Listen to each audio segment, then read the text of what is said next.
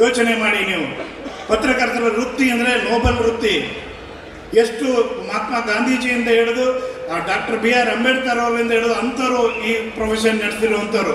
ಹಾಗಾಗಿ ಪತ್ರಕರ್ತರ ವೃತ್ತಿಯೊಳಗಡೆ ಬಂದಿರುವಂಥ ಸುಳ್ಳು ಪತ್ರಕರ್ತರನ್ನ, ಜೊಳ್ಳು ಪತ್ರಕರ್ತರನ್ನ, ಕ್ರಿಮಿನಲ್ ಪತ್ರಕರ್ತರುಗಳನ್ನು ಯಾರು ಸ್ವಚ್ಛ ಮಾಡಬೇಕು?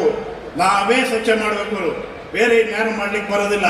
ಅನೇಕರು ಬರ್ತಾರೆ, ನಾನು ಪತ್ರಕರ್ತ ಅಂತ ಹೇಳಿ ನಿಜವಾದ ಪತ್ರಕರ್ತರು ಹೌದಾ ಅಲ್ವಾ ಅಂತ ನೋಡಿದರೆ ಆಗಿರೋದಿಲ್ಲ. ಅನೇಕ ಸಂದರ್ಭಗಳಲ್ಲಿ ಹೇಳ್ತೀವಿ, ಸುಳ್ಳು ಪತ್ರಕರ್ತರನ್ನು ನೋಡ್ತಾ ಇದ್ದೀವಿ, ಜೊಳ್ಳು ಪತ್ರಕರ್ತರನ್ನು ನೋಡ್ತಾ ಇದ್ದೀವಿ, ಬ್ಲಾಕ್ ಮೇಲ್ ಪತ್ರಕರ್ತರನ್ನು ನೋಡ್ತಾ ಇದ್ದೀವಿ, ಅನೇಕ ಕ್ರೈಮ್ಗಳಲ್ಲಿ ಸಿಗಾಕಂತ ಇದ್ದಾರೆ ಪತ್ರಕರ್ತರು. ಇದು ನಮಗೆ ಹೆಮ್ಮೆ ತರುವಂಥ ಸಂಗತಿನ? ಪತ್ರಕರ್ತರು ಸವಸಾಯಕ್ಕೆ ಅಂತ ಆಚೆ ಹೋಗ್ಬಿಡ್ತಾರೆ.